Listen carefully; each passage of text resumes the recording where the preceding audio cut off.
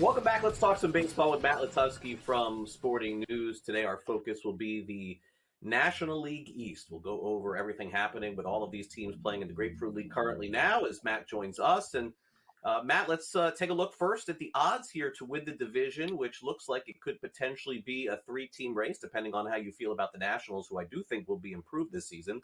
So you have the Braves, the Phillies, the Mets, are all within 2-1, and then you have the Nationals more long shots, and actually the Marlins picking up the end here, as you can see at a very big long shot there. So look, I'm not going to dismiss Washington. I don't want to do that. I know that they're still maybe a year away, but they have some of the best young talent in baseball. But I guess I would ask you, with everything that happened in the offseason, it feels like the Mets made some of the bigger moves, but maybe their pitching is behind Atlanta and Philadelphia. And that, to me, is the issue there. Yeah, that's exactly how I see it. They made the biggest move, right? You get the big superstar, you get the big slugger for your lineup, and that's going to dominate the headlines. People are going to focus on that, especially when you had a team that was already as good as they were last year. But yeah, the pitching isn't quite there, at least on paper, as it is with Atlanta and Philadelphia. It's just the way it is. And sometimes you can, still come together and piece it together, and you put up enough runs and you win a lot of games. But I just, I do see them as sort of lagging behind those other two teams who we really know what they are. They didn't really have those big off-season splashes. There's some, maybe some deck chair moving, a lateral or a slight upgrade here, a slight downgrade here or there. But we know those teams. We know they're very talented. We know they're winning ball clubs who are going to win a lot of games.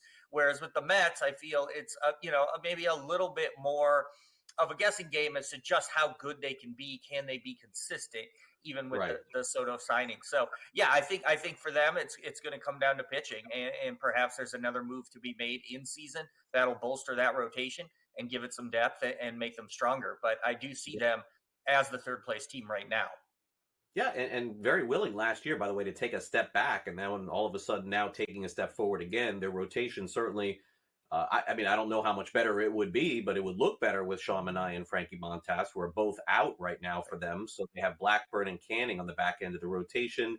David Peterson was really good for them last year, and you would assume Kodai Senga, if he's healthy this season in full, will be a big, big upgrade there. Now let's move on to the Atlanta Braves, who, Matt, it would seem to me they're just simply counting on their guys to be healthier. And I think that that's a fair assumption. They were the unluckiest team in baseball last year with all of those injuries.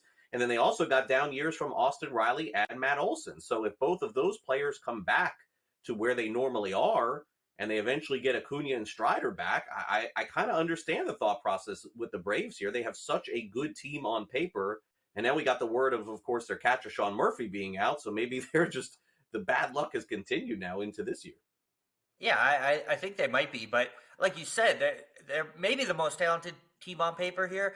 Obviously, a very good team, no matter how you look at it. But it's just the health. It's just staying healthy, and it's getting more productive years. And I don't think we can just necessarily assume some of these guys are going to bounce back and be better. Maybe better than they were last year, but not necessarily where they were, even a couple years ago. But at the same time, we can assume this is going to be a very solid lineup.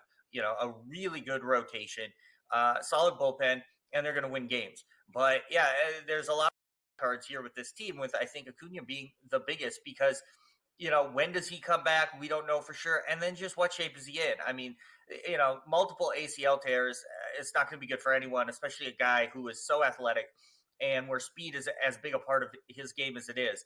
So I think that's a real unknown.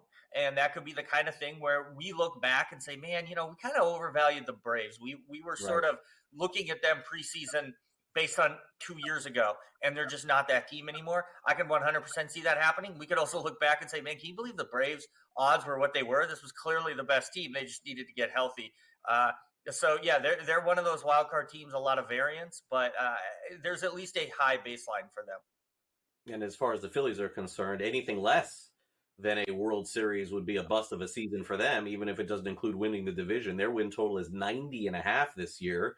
They are the best team in the division, again, on paper. Maybe the Braves, slightly worse there, and then the Mets, no doubt. They're trying Schwarber a little bit at first base. I mean, they're just loaded, really, in this lineup from top to bottom, Matt. And they do have the pitching to go along with it.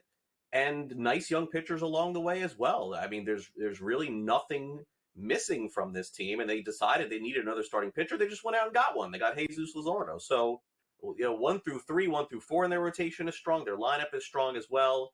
But now the expectation has changed, and I do believe, Matt, that if the Phillies don't get at least to the World Series, they're going to consider this a bust. Yeah, I agree. They were my World Series pick all year last year, and obviously just wasn't quite there. But they have all the talent in the world, like you said, and they have everything you want out of a team to take that next step. And again, kind of like what I said with the Braves, they have a high baseline. Theirs to me is even higher. They're an even safer team, if you want to call them that. And health is going to matter for them too, because we look Yeah. at a team where there's already injured guys, and we focus on that. But we know how it is in baseball; anyone can get hurt anytime. So they got to stay healthy. But yeah, they're loaded. They're absolutely loaded, and they got the assets to upgrade even more if they want, which is I think what's really scary. Yeah, and finally closing it out, certainly I know where the Marlins are at because I'm seeing them all the time. But as far as Washington is concerned, Matt, I mean they have some nice young talent there with Wood and Cruz, Mackenzie Gore.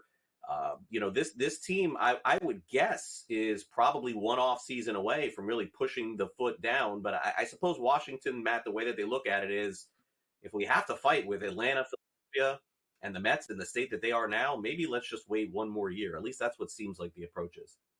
Yeah, I think so. But, you make a good point about these really talented young teams where we look at, oh, they're a year away or maybe 2 years away. Sometimes those teams catch lightning in a bottle and they arrive quicker than we expect because the talent's there, because they have bats, because they have arms, and they're just one of those teams that's winning games where we think, how are they winning these games and how are they doing so well? And that can expedite the timeline. That can cause them to push the chips all in maybe a little sooner to make a good run, not necessarily all in, but a little bit in.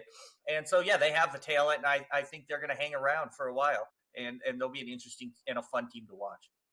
All right, Matt, great stuff as always. Thanks for coming on the show. All right, I appreciate it.